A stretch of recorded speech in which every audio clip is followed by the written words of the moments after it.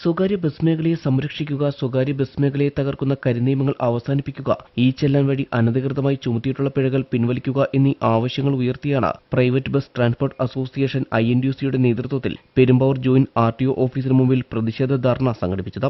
ധർണ KPCC general secretary Zakir Hussain ഉദ്ഘാടനം ചെയ്തു.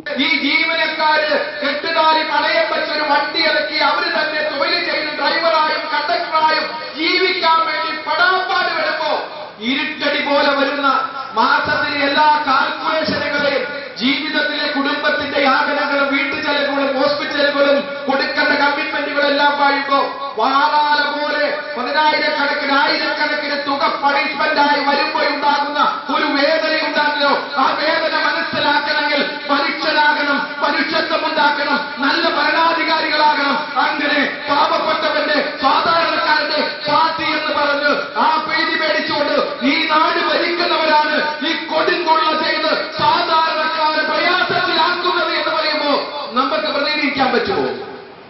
പ്രതികരിക്കും. INTUC റീജിയണൽ പ്രസിഡന്റ് VE റഹീം അധ്യക്ഷത വഹിച്ചു.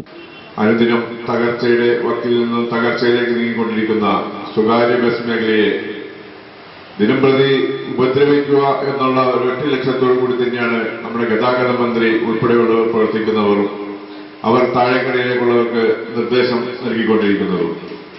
നമുക്കറിയാം, ഒരു കാലത്ത് 30,000-ഓളം സ്വകാര്യ ബസ്സുകൾ സർവീസ് നടത്തിക്കൊണ്ടിരുന്ന കേരളത്തിൽ ഇന്ന് ഏതാണ്ട് 7,000-ഓളം ബസ്സുകളായി ചുരുങ്ങിയ ഒരു അവസ്ഥയാണ് ഇന്നുള്ളത്. ഇന്ന് മിക്കവരും തന്നെ അവരുടെ ഉപജീവനത്തിന് വേണ്ടി മാത്രമായിട്ടാണ് ഇന്ന് ഈ ബസ് സർവീസ് നടത്തുന്നത്. പല ബസ്സും അതിന്റെ ഉടമകൾ തന്നെയാണ് ഓടിക്കുന്നത്, അല്ലെങ്കിൽ അതിലെ ജീവനക്കാരായിട്ട് പോയിക്കൊണ്ടിരിക്കുന്നത്.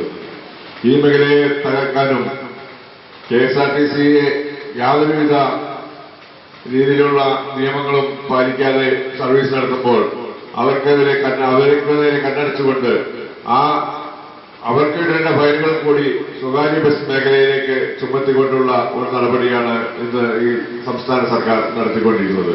പ്രൈവറ്റ് ബസ് ട്രാൻസ്പോർട്ട് അസോസിയേഷൻ മേഖലാ president Razak Tharoos, private bus transport association ജില്ലാ സെക്രട്ടറി മുനാജ, മറ്റു നേതാക്കളായ സിദ്ദിഖ് പുളിയാമ്പള്ളി, കുഞ്ഞു മുഹമ്മദ് കൊച്ചിൻ, സ്വാമി നിശാന്ത, രഞ്ജിത്ത് കോതമംഗലം, ഷമീർ റെഡ്ബുൾ, അശോകൻ അങ്കമാലി, വാസൂട്ടൻ അങ്കമാലി, മറിയം മാഹിൻഷ, മുഹമ്മദ് കസ്തൂരി എന്നിവർ സംസാരിച്ചു.